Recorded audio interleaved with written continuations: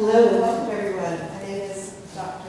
McLean. I'm the Director of the Arts and Humanities and Health and Medicine program.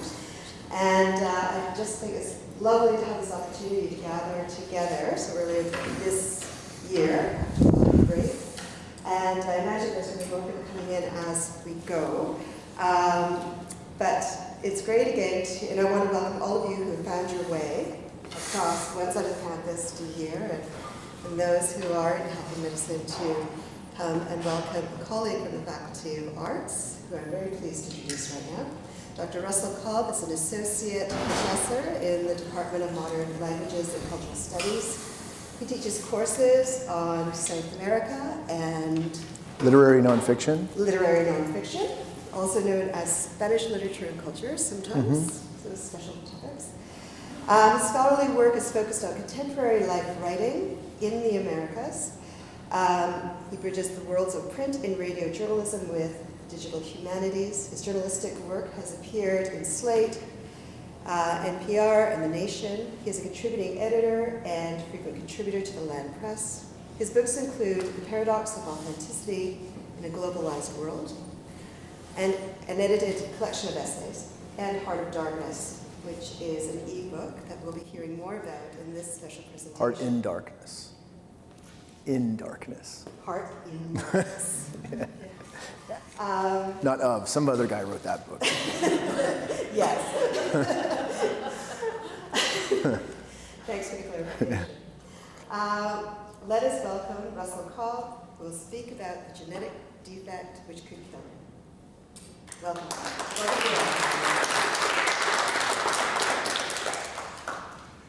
All right. Well, thank you, Pamela, and thank you to the Arts and Humanities and in Health and Medicine at the U of A for inviting me. I am adapting a selection from my book, and so this is sort of a hybrid format I'm going for here. I have a script. I may venture off it. I may come back to it. We will see. Shortly after my 30th birthday, I walked into a cardiologist's office for the first time. I picked a guy from the back of the phone book. He liked to be called Dr. Z. Dr. Z reminded me of George Clooney from the ER days. Handsome, charming, but in a rakish sort of way. "What brings you here?" he said. I was fit. I played basketball in a rec league. I told him I had just turned the age my father was when he was diagnosed with cardiomyopathy. Both of his brothers and his father all had the same disease, and all had been diagnosed early in life. The Cobb curse, my Aunt Ellen called it. With cardiomyopathy, the heart becomes enlarged, like a worn-out spring that won't snap back into place.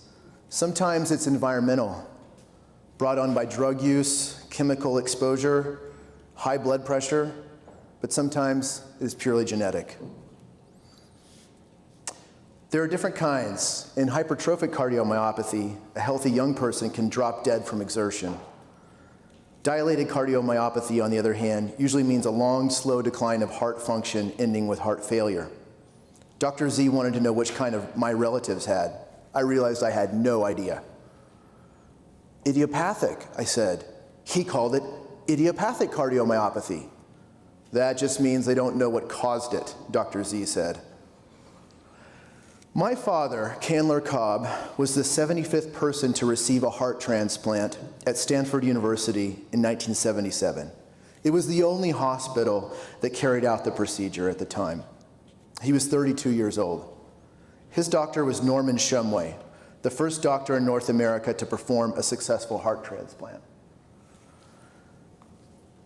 The word successful, however, should be put in scare quotes.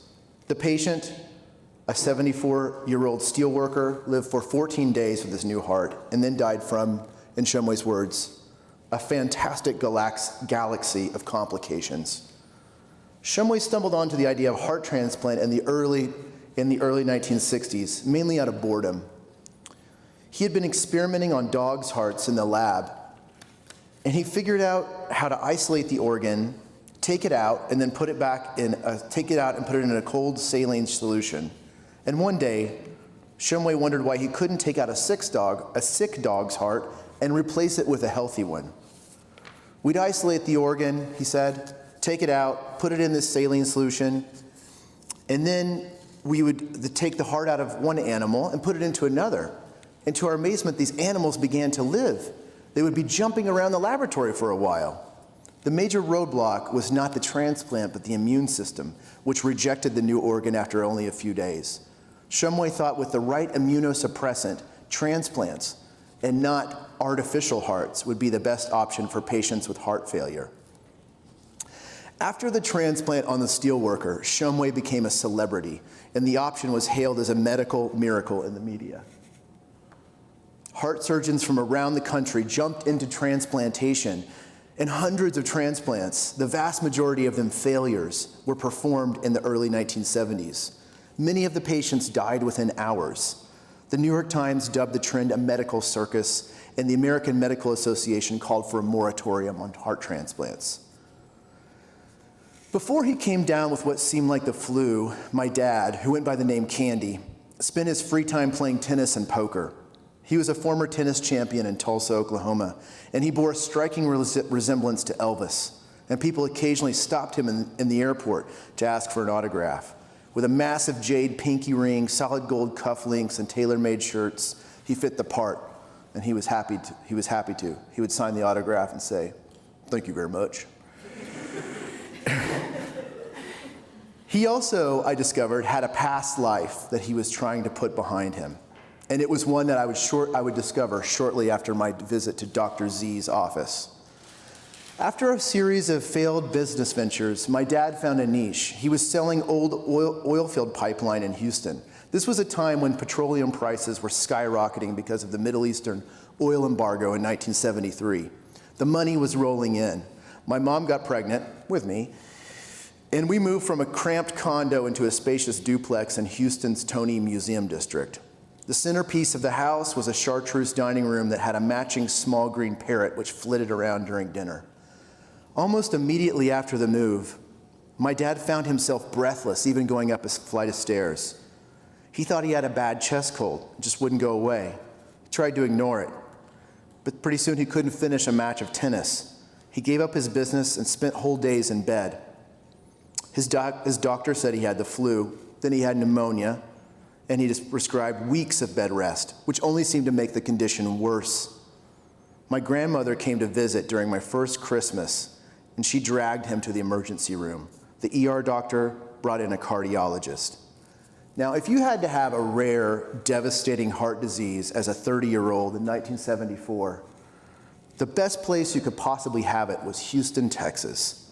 This was a city trying desperately to become world-class, with the world's first fully climate-controlled sports arena, the eighth wonder of the world, the Astrodome, just down the road from the Texas Medical Center. That's where Dr. Michael DeBakey, later called the greatest surgeon ever by the Journal of the American Medical Association, had performed the first successful bypass operation and later installed the first artificial heart pump. My dad became a patient in DeBakey's practice at the same time, when the surgeon was embroiled in a massive public feud with another Texas cardiologist over who should receive credit for installing the world's first totally artificial heart. The doctors in DeBakey's practice were at a loss over what to do with my dad. The cardiologist who diagnosed him with cardiomyopathy said it came from a viral infection in the locker room. The damage to the heart was already too extensive for a pacemaker, a relatively new invention at the time. Surgery wouldn't bring back the damaged heart, so the best hope was to contain any further deterioration. This meant even more bed rest.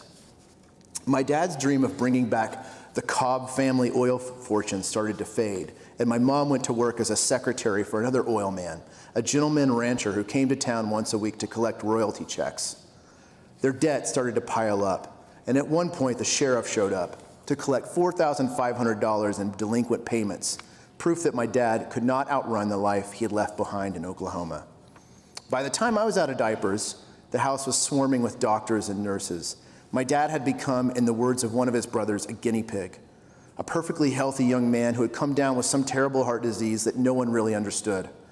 So with money and options running out, we moved back to Oklahoma. I remember a cramped duplex in a treeless part of town, far away from the oil mansions and country clubs. I remember being shuttled between grandmothers as my mom struggled to bring in a little bit of money with a part-time gig at a clothing store. My dad was in the hospital most of the time. We watched The Lone Ranger together in bed. I thought this was his job. I was pretty proud of the fact that my dad worked at a fancy hospital and had high-tech equipment all around him. At one point, I drew a picture of him, surrounded by an EKG machine and IV equipment to show my preschool class. The teachers were horrified. But my mom had accomplished her mission of making me think that our insane life was somehow normal, even though she was driven to insomnia and weighed about 80 pounds. At this point, my dad's heart was running at 10% of its maximum capacity, and he had suffered 9 small heart attacks, each one shrinking the heart's capability to pump blood just a little bit more. His Tulsa doctors told him his last-ditch option was a transplant, but he would have to join a long waiting list, and there was no guarantee he would get this heart. At Stanford, meanwhile, Dr. Norman Shumway was still tracking the discovery of an immunosuppressant called cyclosporine since its discovery in Switzerland in the early 70s, but it had not been approved for human subjects. He tried other immunosuppressants, but they were either not strong enough or too strong, turning into organ rejection. But he was making progress, and by 1977, the life expectancy of his patients had doubled from 1 to 2 years. A handful of patients made it to the 5-year mark, and Shumway felt he was on the cusp of giving transplant patients an entirely new life. The waiting game for my dad made him tempt his fate, and these are my first few memories of him, cruising around in an old black Mercedes, even though he was not supposed to drive. We ran into his cardiologist while eating a chili cheese dog, a forbidden food. There was and still is a shortage of donors. Many people oppose organ donation on religious grounds. Finally, though, in May 1977, my dad got a call from Shumway's secretary. His heart was ready. 2 families traded misfortunes. The donor, it turned out, was a young black man who had been shot in the head in San Francisco. A family friend in Oklahoma with a private plane flew my dad to Palo Alto, where his new heart was chilling in the same saline solution Shumway had used on his dogs. All the relatives flew out to California with one notable exception, my dad's identical twin brother, Rex. He stayed in Oklahoma, completely spooked by the disease. The operation was brutal. It began with a general anesthetic. There's an incision just from below the Adam's apple all the way down to the stomach. The chest is split open so the surgeon can divert the blood flow through a cardiopulmonary bypass machine. The diseased heart is taken out, a new heart sewn into place. The bypass machine is disconnected, the new heart given a series of shocks, and it's pumping again. All this actually went off without a hitch. My dad came out of surgery and demanded a menthol cigarette, a beer, and a cheeseburger. It was as if he were reborn, and everyone celebrated. The nurses brought in the beer and cigarettes. It was 1977. Yeah, and I actually have a photo of this. As a parting gift, the hospital gave us T-shirts that all said, "I left my heart in San Francisco." We were all set to move back to Oklahoma when my dad got a cut while we were at the beach in Carmel. Because he was under a steady regimen of drugs designed to suppress the immune system, the clot turned into an infection. The infection turned gangrenous. All of a sudden, there was talk of amputation. In the end, the doctors debrided so much dead tissue that my dad would have to walk with a cane for the rest of his life. They patched up his skin with a graft from a pig. I remember my mom telling me that they had to find the right color pig. The immunosuppressant shots were actually more painful than the surgery. The nurses brought out massive needles filled with a serum created from horse antibodies, and the shots went in slowly and led to bouts of extreme fever, chills, and anaphylactic shock as the serum works to bring down the immune system. The operation itself had been a charity case, but its post-op complications led to a medical bill of $700,000 in 1977 dollars. We had to move back to Tulsa, but cardiologists there were not equipped to take care of a heart transplant patient with no money. Enter into this bleak picture a gentle soul from Saskatchewan. He's named Dr. John Merriman. Dr. Merriman had been lured to Oklahoma by the televangelist Oral Roberts. Oh, this is my dad. This is a picture of him waiting for his heart. Okay, there's Oral Roberts. At the time my dad received his transplant, Oral Roberts had injected tens of millions of dollars into a new hospital and medical school in Tulsa. Here he is. Those were the plans, and he actually did build this thing. The new hospital was the second tallest building in the entire state, and it was a manifestation of Roberts' vision of a 900-foot Jesus across the street from a Walmart. A modernist buildings covered in sheets of gold and a 60-foot iron statue of two hands locked in prayer. Every week on national television, Oral Roberts laid hands on the blind and made them see. He exorcised cancer from terminally ill patients. To some doctors in Tulsa, the new medical school at Oral Roberts University was a font of quackery. Initially, neither of the two best hospitals in town would allow Dr. John Merriman to practice there. But his colleagues back in Saskatchewan praised the radical new treatment he had devised for cardiac patients.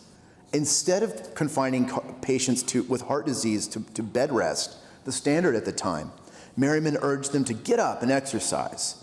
And for the first time since the infection, my dad was actually walking around. Although he was skeptical of all the religious baggage, my dad started to trust in Merriman.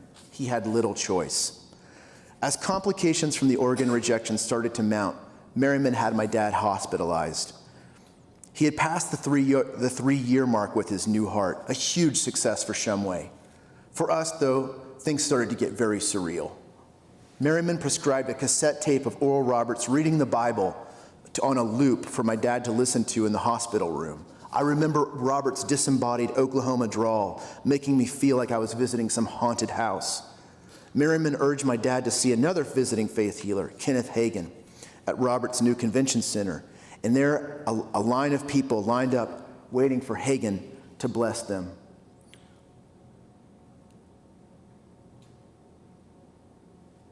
Can I show you? This is Kenneth Hagen in 1980. This was my dad was not at this ceremony, but this is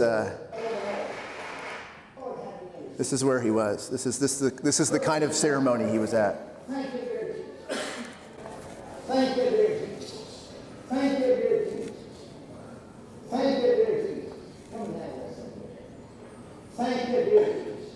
Now, if there's anything else wrong with you, don't come back. We'll just get the whole thing from the top of your head to the soles of your feet. Praise God in the name of Jesus. Headaches be gone. Symptoms of distress and deficiency free away from this body. I don't care what the devil says. Now that's it right there. Thank you for it. Be better in the name of Jesus. Headaches be gone. Bodily healing from the top of your head to the soles of your feet. In the name of Jesus. Headaches be gone. Symptoms of distress and deficiency free away.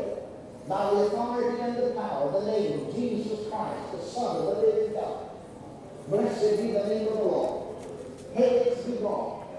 Symptoms of distress and deficiency from the top of your head to the soles of your feet. Dissipate. Disappear. Stop being. Cease existing. Headaches be gone. In the name of Jesus. Symptoms of distress and deficiency free away.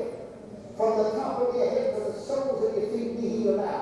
In the name that's above every name, the mighty name, the majestic name, the glorious name, the healing name of the Son of the living God. In the mind, Sanrama, Sanrama. Speaking in tongues. In the name, the name, the name, the name, the name, the name, the name, the name, the name of Jesus. In the name, the name, the name, the name, the name, the name, the name, the name, the name, the name, the name, the name, the name, the name, Kenneth Hagen my dad's twin brother actually had become a reborn Christian, and he paid for my dad to go see Hagen. When he got to the convention center, there was a line of people waiting to be healed. But by this time, my dad was confined to a rollout bed. So he was driven into the event and the people would not allow him to be rolled in. So when he arrived at the hall, security said there were no beds allowed. They lifted him into a wheelchair and rolled him to the front of the crowd. By the power of the holy word of Jesus Christ, I command you to get out of this wheelchair and walk, Hagen said. My dad tried to lift himself, and he sat back down. You win some and you lose some, Hagen whispered in his ear, and then he moved on. My aunt, however, could only come to one conclusion. My dad was not praying hard enough. My dad was not a religious man, but he was a betting man. And before he got sick, he often spent all his earnings on a football bet or a poker wager. At the end of his life, he placed his chips on God. It was a form of Pascal's wager. Since my father couldn't have absolute confidence in the existence or non-existence of God, he wagered on the bet with the best outcome, eternity in heaven. When my dad died in February of 1980, I was just short of my 6th birthday. I assumed the fancy technology by his bed had just stopped working. The official cause was pneumonia that had overwhelmed his feeble immune system, and the house was quiet. My mom sat in silence, drinking tea and reading the newspaper, and my uncles took me out to get fitted for a gray flannel suit. The rollout bed, the bedpan, the IV machine, the crates of pills were all taken away. After I told Dr. Z the story of my dad and his father, he lined me up for a full battery of tests. I had a stress test, I had an echocardiogram, I had electrocardiogram, he did blood work. I remember the electrocardiogram and the cold gel over my body and watching the ultrasound of my heart, this eerie, almost satanic whoomp, whoomp noise, like someone playing a record slowly in reverse. When I came back 2 weeks later, Dr. Z gave me good news. My heart was in perfect working order. Not a hint of a murmur, no arrhythmia, nothing except borderline high cholesterol. What about your mom's genes? What about the rest of your family? What about your siblings, he said. Oh, I don't have any. Actually, my dad was barely out of high school when he had a child with Susan. They married, but Susan and the Cobbs did not mix. Their relationship fell apart, and Susan took custody of their little boy.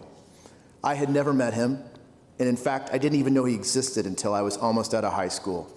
When I saw the name Candler on a document paid out to some of the Cobb family's dwindling oil royalties, I told my mom the company was making a huge mistake. They were still paying royalties to my dad, but the money should go to us. The fund was supposed to pay for my college tuition. Oh, that's not your dad, my mom said. That's your half-brother. Getting to know my dad's other son proved to be a bigger challenge than I imagined. I went over what I knew. My dad had married at 19, had a kid. The marriage went down in a ball of flames. The two families not only grew apart, they treated each other as if they had never existed. My brother had been raised to forget the Cobbs and treat his adopted dad as his one and only father. These facts had been kept from me. Had kept me from looking him up. But now I had orders from a cardiologist, and I had to know, did he have cardiomyopathy?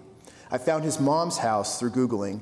It was about 6 blocks away from where I grew up, and she lived in the same house for 20 years, and I had never seen or met my half-brother. Through a friend of a friend, I learned that we actually went to the same tiny Catholic school, and one of his best friends was my assistant football coach. When I considered the coincidences, it just seemed like a conspiracy. I asked our mutual acquaintance what my brother looked like. He looks just like you, only about 4 inches taller and 60 pounds heavier. I dreaded calling his mom. I had a friend make a call, but when Susan started interrogating him about who he was and why he wanted to know Candler's contact information, my friend hung up. I waited a few days, and I remembered Dr. Z's words. You have to know. Is he okay? Is he even alive? So I decided to call her. My plan was very ill-conceived. She asked me who I was in a suspicious tone, and I said I was an old high school friend. Oh, really? Who is this? Dwayne. I said. Where the hell did that name come from? I had no idea. I don't remember a Dwayne, she said. Dwayne who? Dwayne Johnson, that's the wrestler guy. Dwayne Jones, I said finally. When did you graduate, Dwayne? I did some fuzzy math in my head and I made up a year. Is email okay? She said finally. I tried to be as matter of fact as I could in my note to him. But what was I supposed to call him? Even mentioning that I was his brother seemed like some sort of provocation. I expected to be blown off. If he had any interest in meeting me, he would have initiated contact years ago. He wrote me back the next day, and to my surprise, he was just as curious about me as I was curious about him. His mother had called him to alert him about Dwayne, warning him that his Cobb brother may call. He should be on guard, she said. After weeks of talking, I drove up to his tidy suburban colonial house in Oklahoma City. He came to the door, and we sized each other up. He told me he was tipping 3 spins for a while. I think that means he was over 300 pounds. And he indeed was a huge man. We started to shake hands, and he pulled me into a bear hug. My girlfriend at the time, my now wife, Rachel, hello, snapped a picture. And looking at it now, I'm struck by how big he was, and how puny I look. Is this thingy working anymore? Nope. All right, no worries. Oh. Yeah.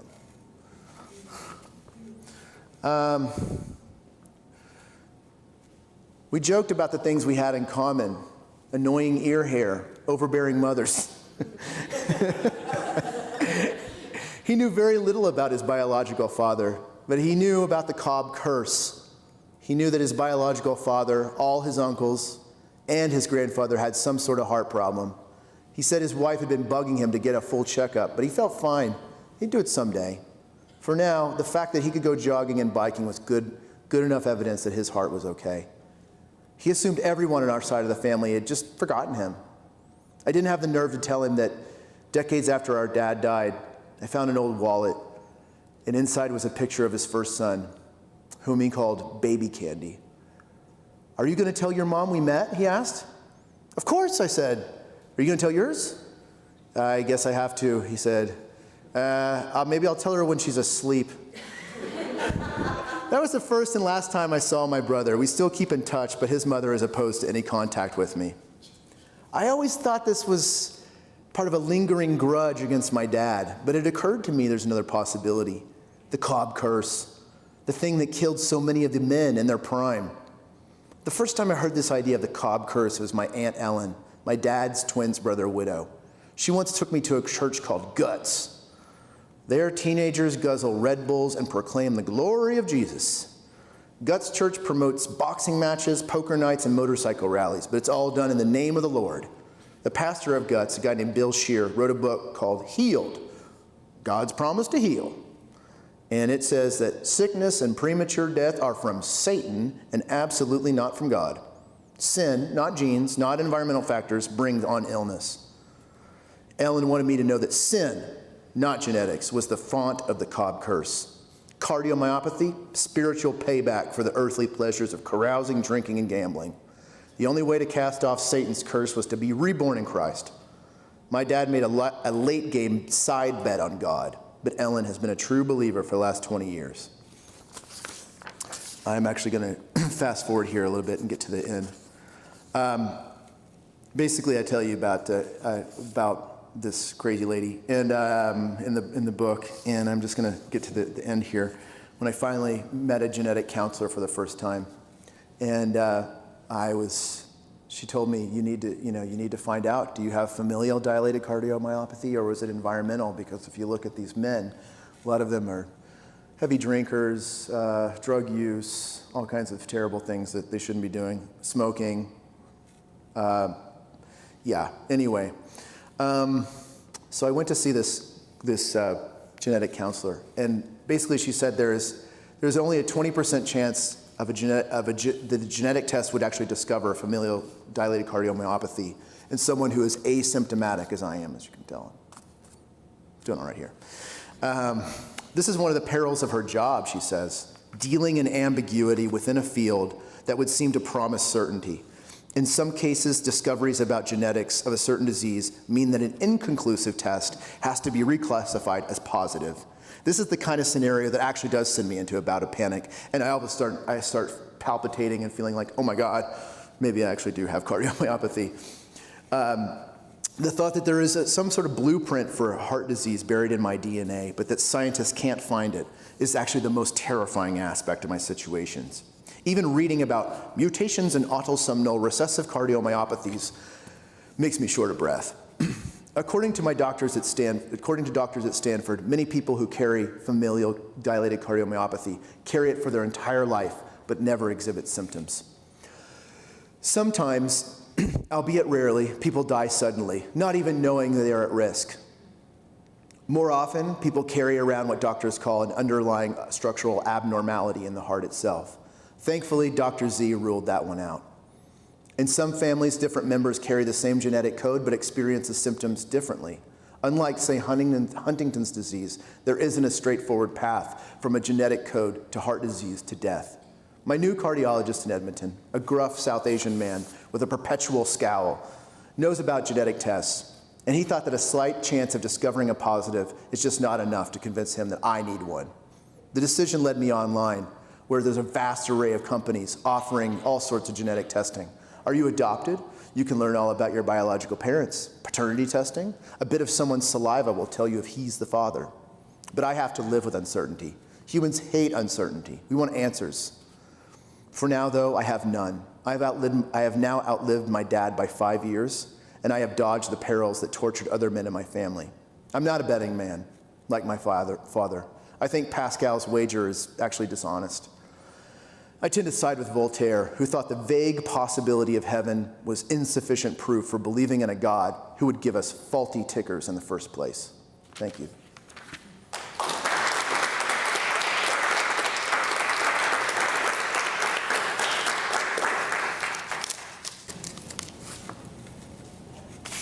If you have questions, I'll just get you to speak into the mic if you're recording this. Questions?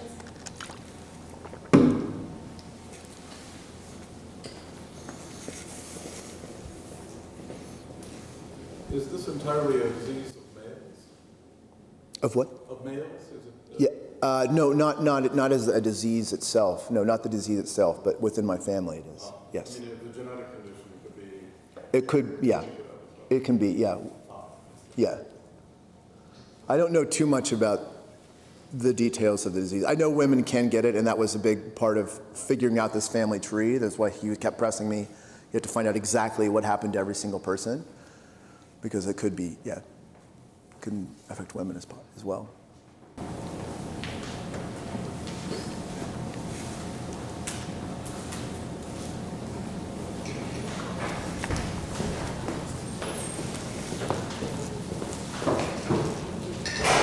Thank you for that reading and for all that you have written about your family and your experiences, account of your father's illness and death.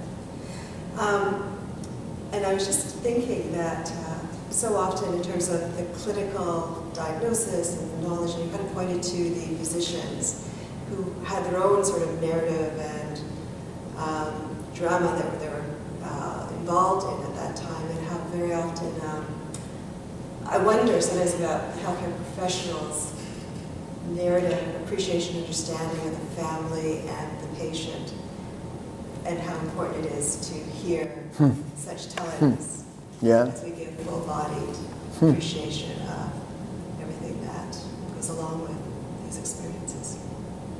Have you shared or heard from others who are in the health profession in this field in terms of cardiology and how they responded?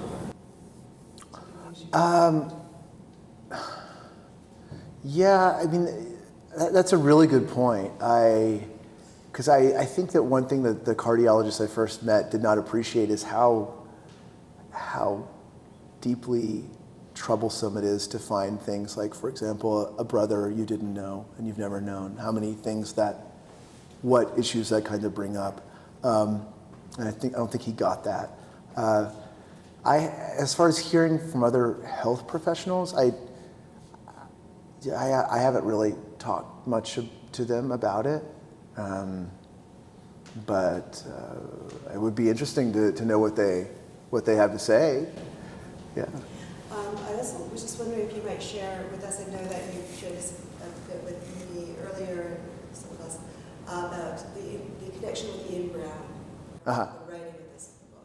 Oh, yeah. Comment on that. Yeah. Well, what the genesis of it is, I did a residency at the Banff Center for Literary Journalism in the summer of 2013, and I worked with Ian Brown, who, in a lot of ways, was a model for me, writing about familial illness and sort of confronting really, really hard things, in his own family. I mean, he was actually writing something that's even more difficult. He's writing about his own son, who has a rare birth defect, Boy in the Moon, and it's a fantastic book. And I just thought it was the fearlessness with which he confronted that was I wanted to do that as well. And so I worked with him on this, and he kept saying, I thought that the big story was me.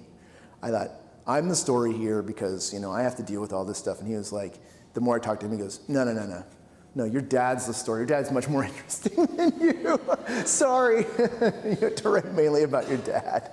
But of course, I didn't know much about my dad because he died right before I turned 6 years old. So it was a lot of legend. And of course, this is nonfiction, so all of this had to be fact-checked. And so I was fact-checking a lot of lore, which is very interesting. When you fact-check your own family lore, you discover things.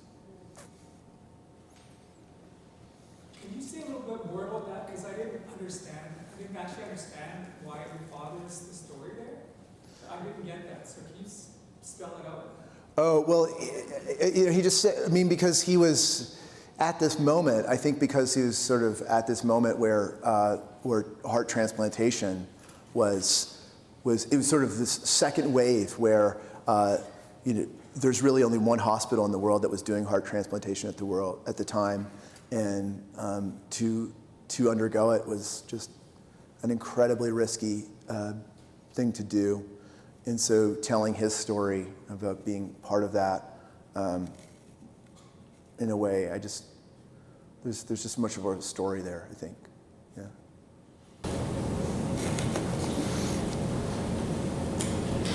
I'm a genetic counselor that works in cardiac genetics here, and so I found your story very interesting. There have been quite a few books published on different genetic disorders like Huntington's and fibrosis, and so I will definitely share your work with others across North America that I deal with to share your experience. Oh, great. My Thanks. question when I'm dealing with families is pertaining to kids. I don't know if you have any kids. And I do. The struggle that you have in terms of what information to share with them so that they're aware of it but not scared. Right. And making sure that they're appropriately screened through the time. Right. Yeah. Oh, yeah. I think that I began this process before I had kids, and it's because and then being unsure of it was definitely something I thought about, and I write about this in the book as well, is that I was not so secretly hoping for a girl. Because as far, it'd only been men, and then we had a son, and then we had another son. And it was like, oh, great. But, because there's not any sort of definitive diagnosis as far as I know, I haven't made a plan for really talking much about it. I mean, we've already, I've been talking to, is from a very young age, the oldest, saying, well, your grandfather died, and he had, according to him, my youngest likes to call it the heart disease. He had the heart disease. I said, yeah, he did. And he wants to know about it. So, and I believe in transparency. I don't want my children to go through the same sort of weird family secret type stuff that I went through, not even knowing. I didn't even know it was cardiomyopathy. I didn't even heard that word until I started really looking into this. I just thought it was the same thing as my 6-year-old. I thought it was just the heart disease. Yeah, so thank you for that.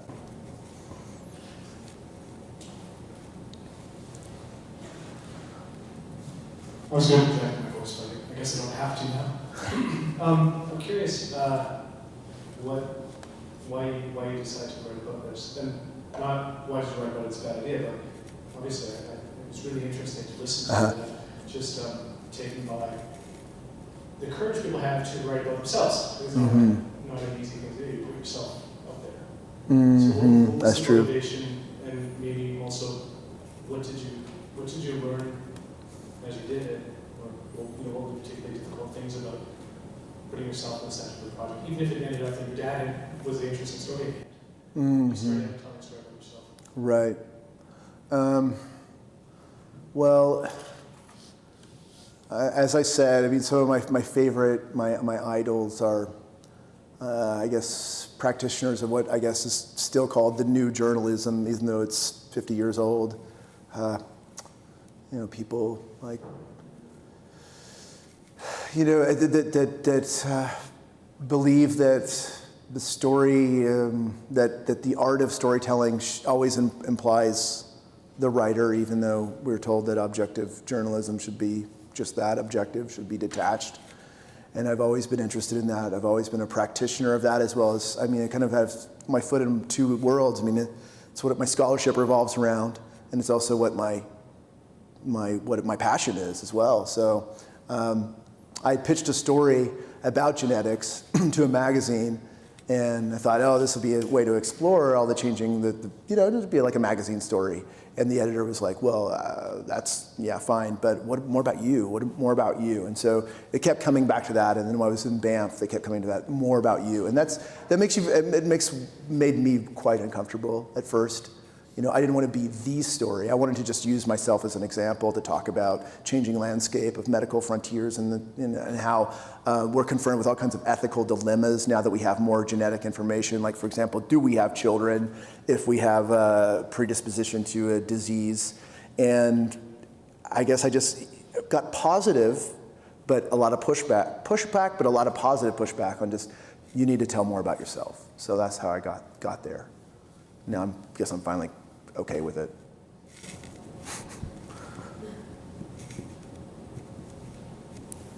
I can. Now that you've just to on what you said, because you've written that story as a nonfiction piece, and I bet there's a whole thrill of doing it at the Band Center, publishing it, sending it out there for a public. But in terms of the effect that it has had on you as a person, is there a before and after? Like, did you feel like you've put this story to rest now that you've done it? A little bit. Once it was out there, I kind of felt like I thought about, well, I'm going to follow it up with a longer story about my family, and my story will just be the last chapter, and there'll be a chapter about my dad, chapter of my grandfather, and then my great-grandfather, all these people with these unfortunate ends to their lives. But once I was done, I kind of felt, I think I kind of want to put this behind me, but you can't, right? Because my relatives read it, and a cousin I hadn't talked to in 20 years was like, your dad's twin brother, who we're calling Rex for now, it's like, what an asshole. Yeah, my dad really was an asshole. And she's like, you don't even know the half of it. Like the time that my mom went down, she went down, brought a gun down to the bar and threatened to shoot him because he was, I was like, oh my God, can I put that in the book? But so, it raises all kinds of things that, you can't really put to rest. But I certainly felt like it was cathartic. Yeah, for sure.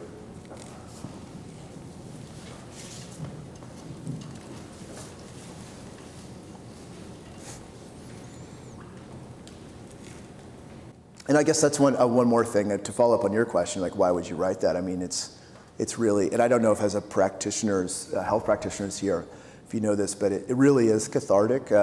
It's hard to put yourself out there when the writing becomes public in a way, but at least for me, it's the only reason I really write anymore is to experience going through something I'm invested in or I'm interested in, and to figure it out. And it has a sort of cathartic element to it. and that's what pushes me. So I don't know if with patients who maybe don't want to go and tell their whole story, but maybe just getting the story out there, or at least telling it to their relatives, their close relatives, maybe could be the same thing. I don't know.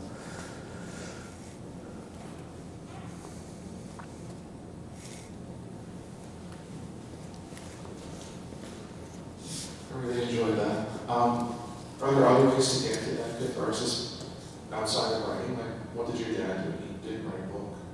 And he's confronting these doctors who are celebrities. They got baseball cards.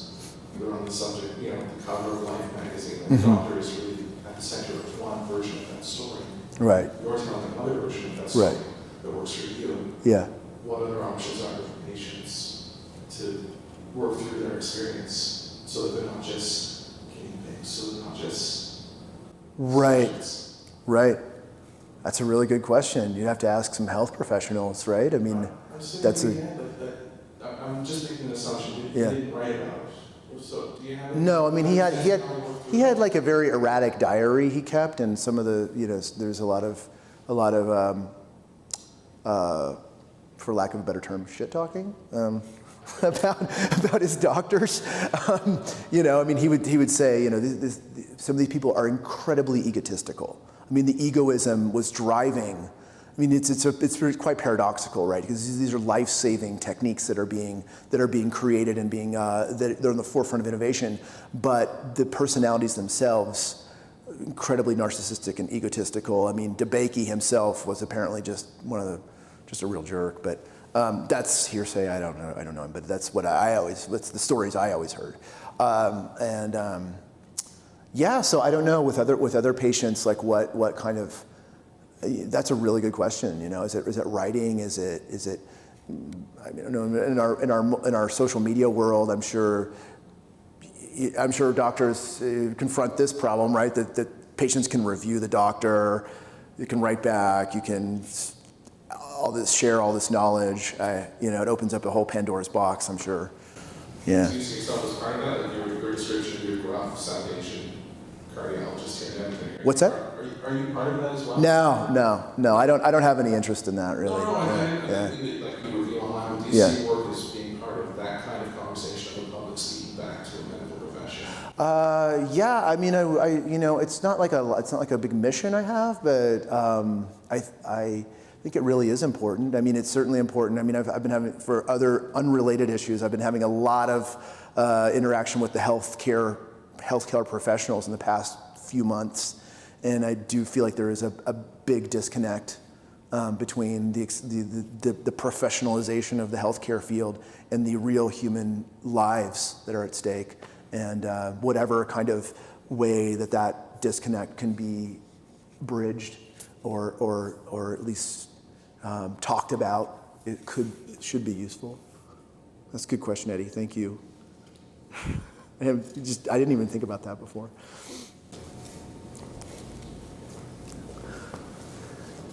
I was just wondering if you might share what you're working on now in terms of your current writing projects.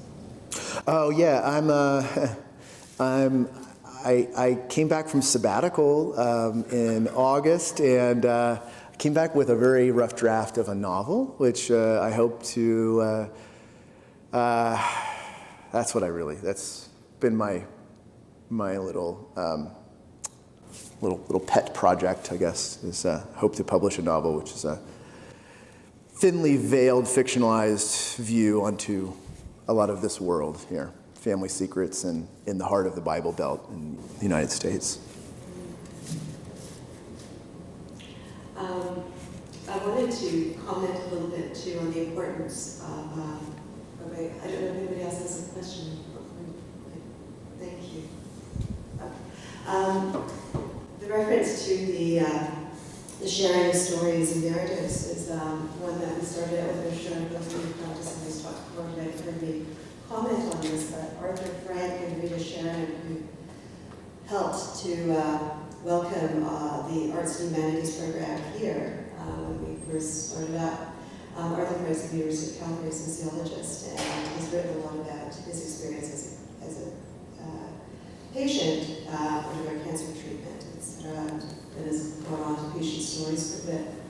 And he encouraged us and emphasized the need to create spaces for the sharing of stories. In all of us, in as many places, in as many ways as we might do that. And I think that your talk very much and the questions and responses remind me of that again, the importance of that.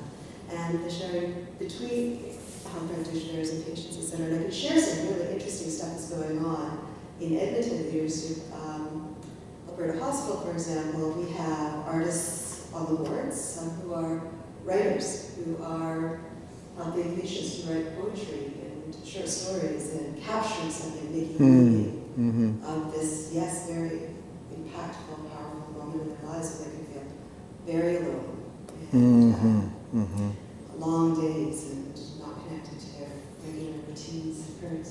We've worked with theater directors who have found other ways of helping doctors and patients bridge, as applies to your work, different worlds of understanding. And thank you for sharing this work. The importance of secrets, the context of health and wellness. And we all try to appear like we're all doing great all the time. Is a really important one, and I hope you'll come back and share that work too with us. Oh, sure. Be happy to, yeah. But thank you so much. Thank you. Thank Thank you you. all for coming, for your great questions. Thank you all. And thank you to Liz for her diligent Yes, and wonderful yes, Liz, work thank you. making all of this happen. Thank you. Right. Thank you.